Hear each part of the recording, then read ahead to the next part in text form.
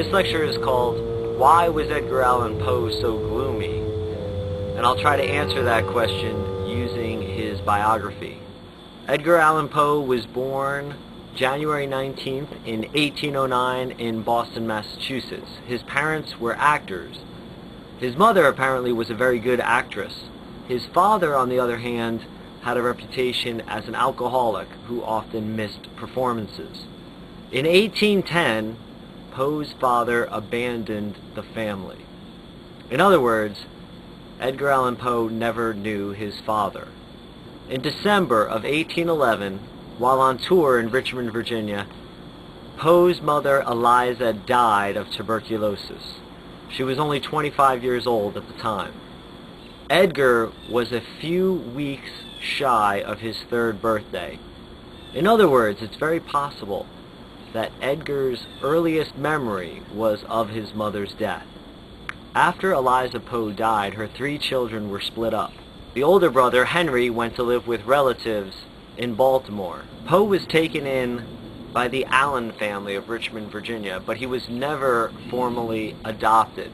They were no relationship to the Poes. Apparently, Mrs. Allan was just a big fan of Eliza Poe's acting and felt bad for the orphaned children. Mrs. Allan was apparently a very devoted foster mother to Edgar.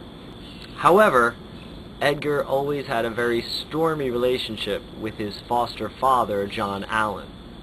Mr. Allan ensured that Edgar had a very formal education, including schooling in England when he was a boy. In 1827, Edgar Allan Poe was enrolled in the University of Virginia. After 1 year at UVA, Edgar fell into trouble due to gambling debts.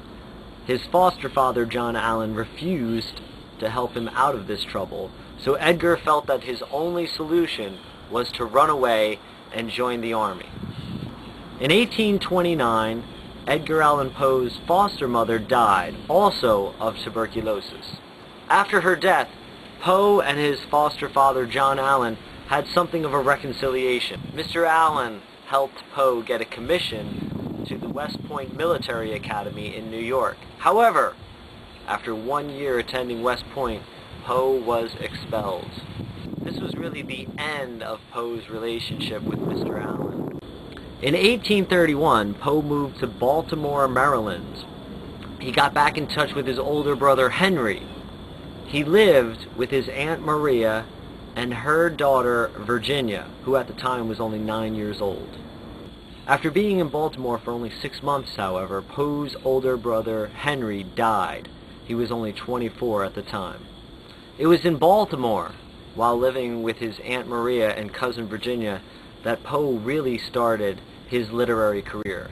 In 1833, he wrote the short story M.S. Found in a Bottle, which won him a $50 first prize in a short story contest.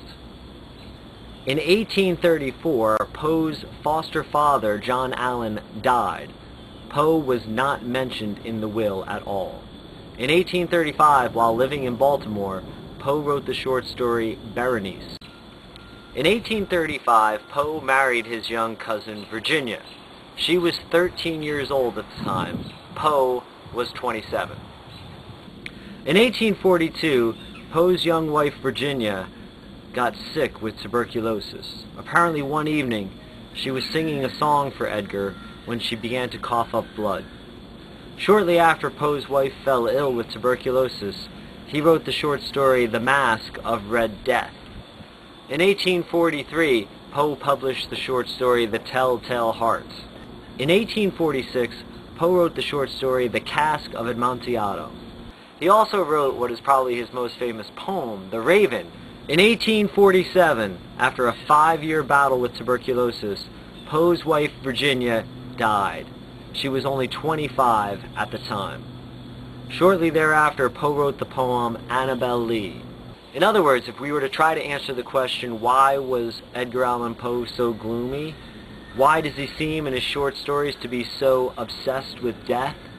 Well, it might be because he lost his mother, his foster mother, his older brother, and his wife, all to tuberculosis. And we might add to the answer by mentioning that he never knew his own father, and he had a very, very difficult relationship with his foster father. In 1849, on October 7th, Edgar Allan Poe died under mysterious circumstances in Baltimore, Maryland. And that's the subject of another video called Poe's Last Stroll.